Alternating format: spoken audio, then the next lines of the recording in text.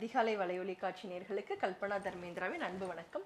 இது உங்கள் அதிகாலை வழங்கும் திருவள்ளுவரின் குறளும் குறளும். இன்னைக்கு நம்ம 1239வது குறள் பார்க்குறோம். இந்த குறள் முயக்கிடை தன் வழி போழ பசப்புற்ற பேதை பெருமழை கண். அதாவது இதுக்கு முதல்ல இருந்த குறள்ல வள்ளுவர் என்ன சொன்னாரு? அந்த கரம் லேசா பிரிஞ்சதே தாங்க முடியாம அவளுடைய நெற்றி பசலை நிறம் கொண்டது அப்படின்னு சொன்னாரு. அதே மாதிரி தான் இந்த குறள்லையும் சொல்றாரு.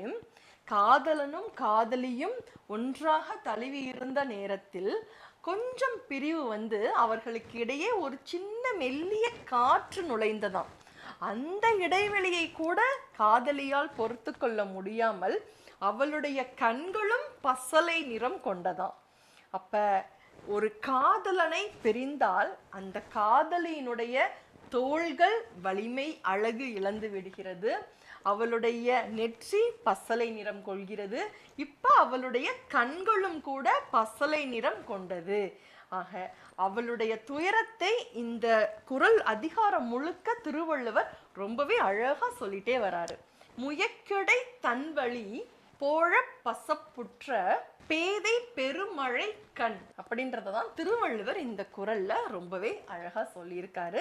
மீண்டும் ஒரு குறளில் சந்திப்போம். இது உங்கள் அதிகாலை வழங்கும் திருவள்ளுவரின் குறளும் குறளும். நன்றி. குறளும் குறளும் உலக பொதுமறையாம் திருக்குறள் காணத் தவறாதீர்கள் அன்பு நெஞ்சங்களே. ஒவ்வொரு நாளும் ஒரு திருக்குறளோடு உங்கள் அதிகாலையை உற்சாகமாக தொடங்குங்கள். நன்றி.